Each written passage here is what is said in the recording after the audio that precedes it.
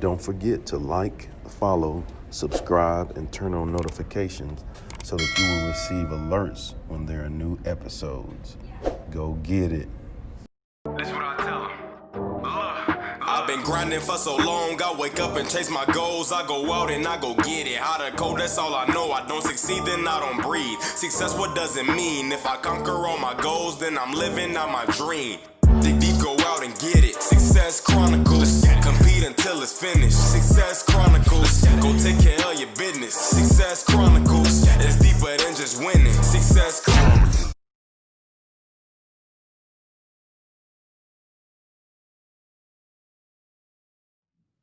Hey, what's up, everybody? This is Chip Baker coming to you with another episode of the Success Chronicles. Really excited about this one. I just want to put a warning out there. It's going to be hot, so get ready, okay? Got Dr. Basil Marin with us. Man, awesome guy. Excited to make positive change and education, doing some amazing things. I'm so thankful to have him on this episode of the Success Chronicles. So first, thanks so much for taking the time to interview with the Success Chronicles. Brother Chip, thank you so much for having me be here, man. I'm excited that we've been following each other for a while and kind of playing the cat and mouse game, but we here now, and so we get ready to drop this knowledge on how to help people be successful, brother, because everybody has the opportunity and has a chance to do it. It's what you're going to do in your 24 hours a day to make sure that you get what you need. Come on. See, I tried to tell you. It's all right. Here it come. well, let's dive into it, man. Talk to us about your life story and kind of track your story till now. Yeah, absolutely, man. It's a long story, so I'm trying to make it as short as I can. But just growing up, I was born in Los Angeles. It was a kind of a rough come up with both of my parents are from the country of Belize. So let me start off by saying that. They moved to the United States for a better life, right? Talk about third world country, been in Guatemala, Mexico, in those places, not the tourist spots, but the places where people really live. It's a struggle, right? So my parents moved there very young, grew up in Los Angeles. My dad was a pastor of a church, a small church, and again, just a rough life. We never left the house unless we need to go to the grocery store or, we're going to an event. And so it was rough. Coming up, I don't ever remember riding a bike. I'll never remember doing anything because there was just so much death, Brother Chip, around us. My aunt was killed in a drive-by. And the day before Mother's Day, my father actually saw the Rodney King riots happening on the way from work and saw the brother being dragged out of his car. And so it was rough. It was hostile, the earthquakes. And so my dad said, we got to get our family out of Los Angeles and go somewhere where it's safer. So we moved all the way across the United States to Virginia. All right. My dad had the opportunity to pastor another church up there. So we went there. And ironically, if you drive through the city, the nickname is a friendly city. So coming from where we came from to now we're coming to Harrisonburg, now we're getting used to snow and cows and things I had never seen before. But part of that journey, brother, is that when we moved from Los Angeles to Los Angeles to Virginia, I still had that trauma with me. Right. And so even though I moved in second grade, I was reading on the kindergarten reading level in second grade. And it's astonishing because now, even as a speaker, I don't even know if I'm sure you're aware because you're well versed, but in Virginia, do you know how they expand jail cells and how they look to see how many more beds they need in the future? Yeah, the reading level in elementary third grade school. literacy. Yeah, third grade literacy. Yeah. If you got a little bit of a stutter and you can't read a full sentence, they're making a jail cell bed for you already. So, let's be real, they're making two for me because I'm already second grade, can't read, and I'm a black male. So let's just go ahead and make one, right? And so I had a lot of struggles coming up. Even myself as a student, I was put in alternative school. I mean, just really struggled. And my academics was really, with kids, they run out of the classroom because they don't want to read out loud or just behavior things that happen with it. I had all those struggles. I had a reading specialist. And it wasn't really, brother, until like ninth grade that I had a teacher named Miss Sankson. We were in a ninth grade remedial reading and writing class. So I told you already, second grade kindergarten. So my whole life I've been behind. And, you know, we got in this class and she noticed something different from me right away. And I'll be honest with you, this was a middle-aged white woman, blonde hair, blue eyes, and she had a classroom full of 35 Black and Hispanic boys. So her work was already cut out for her just from the jump. And I'm going to be real, we were the knuckleheads. It was the same group of us that came up to elementary all the way up. So we were the knuckleheads. And I make a joke, brother, that they put us all together so the rest of the school could have a chance to learn. Right, so if she just came in there and barely did her job, nobody would have said anything to her, because they knew what she had to deal with. So, but she always was on me. I couldn't do anything if I didn't turn my work in. She called my parents.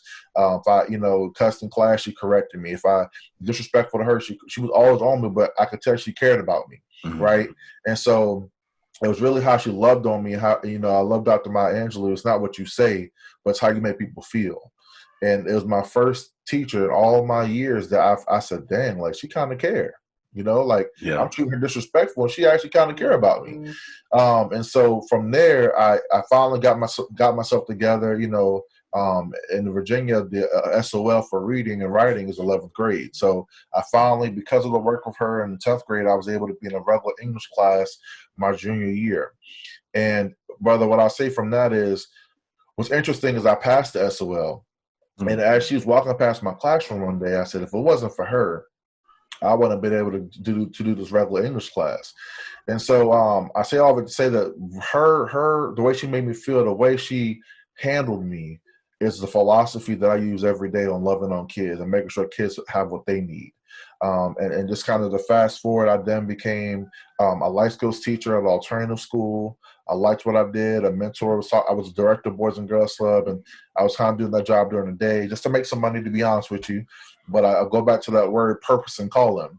When you're called to do something, it's going to always find you, right? It's going to always find you.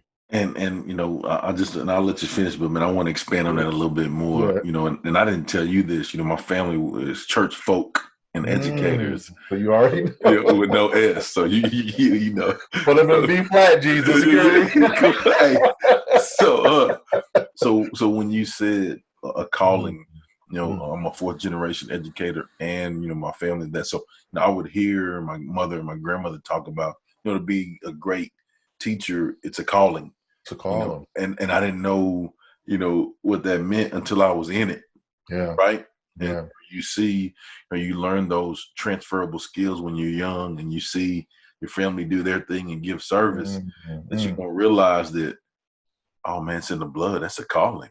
It's there, man. Absolutely. I'm glad you said that. So what's funny is, because my dad is a pastor, he really was trying to groom me to be a youth pastor. Right. Yeah. And so even with the youth, and I had that kind of skill set.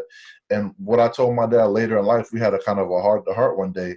I said, Dad, what you don't understand is I'm ministering in these hallways. Mm-hmm. I might not have a Bible with me. I might not, what I'm saying? I might not be, but I'm ministering, because you're showing these young men or young women how to act right. You're modeling what respect looks like. You're modeling how to advocate. You're doing all these things, and that's the calling, right? And so, especially when you're working with the kids who historically are marginalized, special ed, ELL, these are type of kids like, I call it like a Walmart assembly line. It's easy to take them off the assembly line, put them in a damaged box, and keep it moving. But those are the kids who really need us, right? And I was that kid. And so for me to be who I am today, right, there are plenty of Basils, there's plenty of Chips out here who we are to get. It's our job to find them and foster them and nurture them so they can be the best they can be. But they need to be told that there's greatness in them. Yeah, you can do it. Yes, sir. You can. Yes, sir. Period. That's it. Yeah. You can do it. Yeah. So, man, what are 3 things you've accomplished in your life that you're proud of?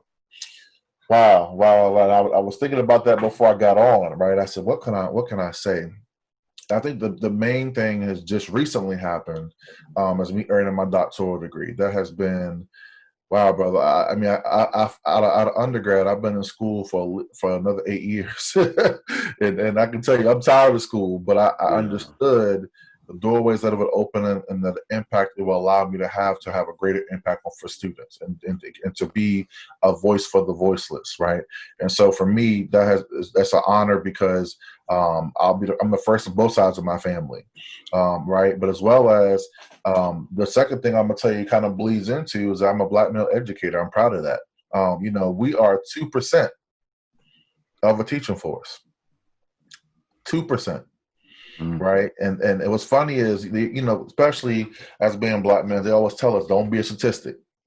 Right. I wrote this in the book. It's me, from my featured part on there with Jeff Kopiak right now about it's me.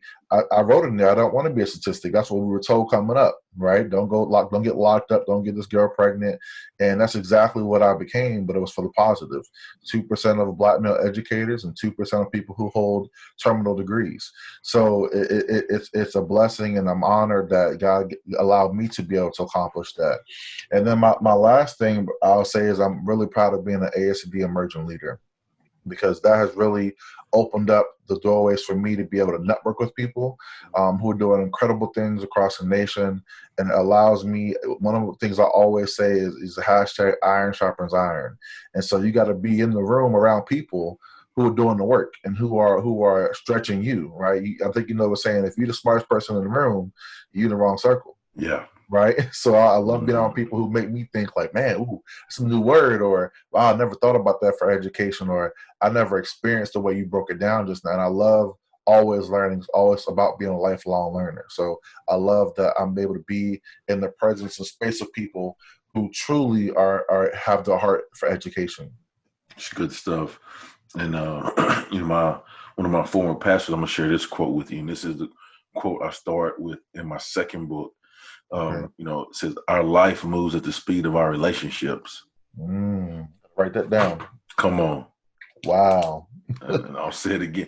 Our life moves at the speed of our relationships. And that's Pastor Danny Green. And I mean, it's so true. You just hit on, every opportunity that I've had in my life, I can probably say it wasn't because of my qualifications. Right. It was because, first off, I stretched myself and got out of my comfort zone to put myself in a situation to be around amazing people that make me push myself to be better.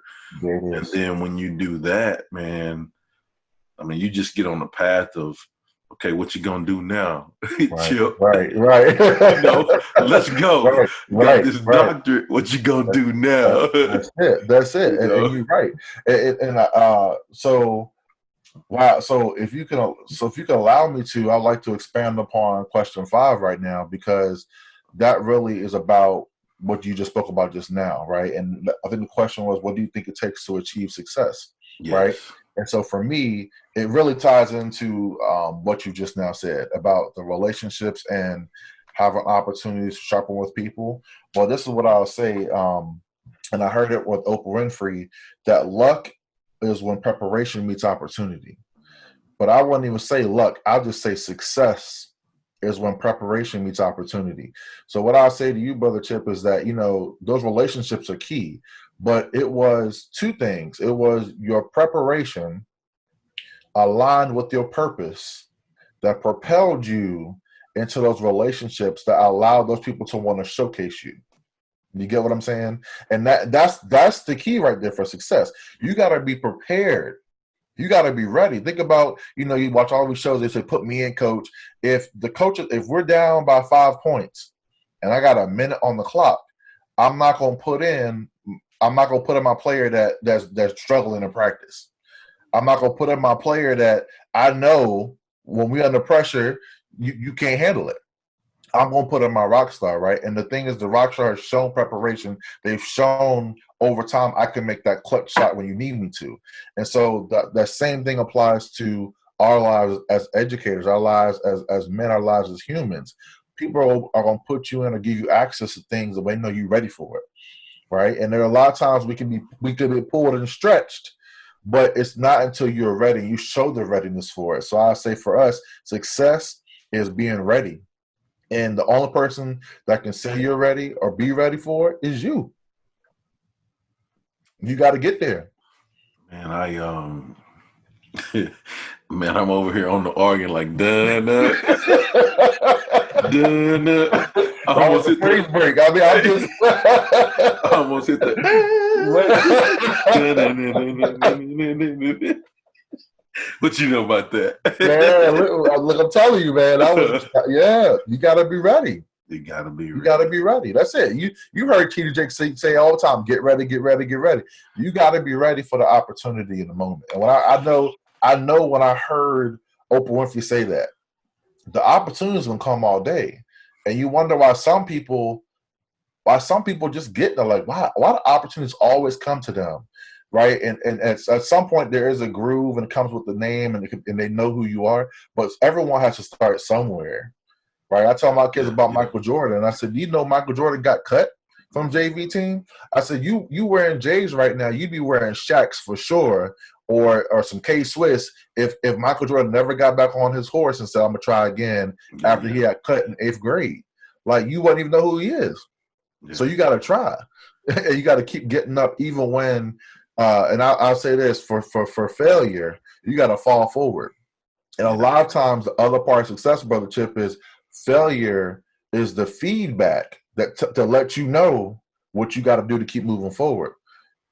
And I'm gonna hit on, talking about the opportunities, being in the right place and being ready, and opportunities bring opportunities. Come on.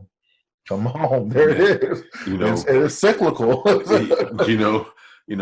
like you said, if you're ready for the opportunities and you maximize your potential each day and take advantage of every opportunity that you have and be in the moment and give your all, like people see that, right? People see the consistencies. People see the pride that you take and what people see that you care.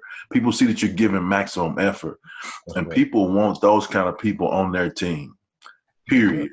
Period. And you're going to get opportunities because you strive to be that person on a day-to-day basis. Yes, accolades are great. Trophies and degrees. Yes, they're awesome. They're awesome. But more so the fulfillment that you get from having those opportunities to impact lives in a positive way. Come on. That's it. And that's what I'm saying. Your impact, like you said when we kind of started off on the show before we started recording, like we're on a mission. Yeah. To save lives. We're talking kids, we're saving lives. It's life or death. Yeah. Right? Yes. It's life or death. It's just like that. It's too many Black and brown kids just not having someone to tell them that you can do it. Because many times, especially for historically marginalized kids, you hear so much times what you can't do, what you haven't done, what you lack, your deficiencies. But how often do you hear, wow, like you really can do this if you apply yourself, right? You really can be phenomenal. Like, okay, maybe we struggle in science, but you're really good at reading. So why don't we develop that? Like, you got to tell kids what they can do and really hone in on those strengths. And we all of us can grow in some area, but we're so quick to tell kids what they can't do and tell their parents what they can't do, and then not giving them the tools for success to how to get there. Right. And so for me, we're on a mission. When I'm talking to kids in the hallways, I have a program in my school called My School Sons, and it takes the program of mentorship to a whole nother level, because many of these minority males, brother, are looking for someone to care about them, specifically a male. Yeah. Right. They don't have the father at the house. People are incarcerated, and so there's always mentorship programs. But I said I never can take the place of your father, but I can give you what you need while you're here for these 4 years. And the teachers know if this one's getting on you, is trying something, let me know. I'm coming. And the kid knows I'm going to embarrass you out in Front Street. I'm going to embarrass you in his hallway, because you not only do you represent yourself, you represent me. Right. And I want you to be successful, but they want that tough love, brother. They want someone to care about them, which is why we have so much gangs going on and people dying in the streets, is because they want to feel a part of a community or a family. So why can't we create that in a positive way in the schoolhouse? Love it. Well, before we get off, if you don't mind sharing with the audience where they can go follow you and check you out and show you some love. Absolutely, my brother. So for Twitter, that's my main social media. I would say that's at Basil _Marin.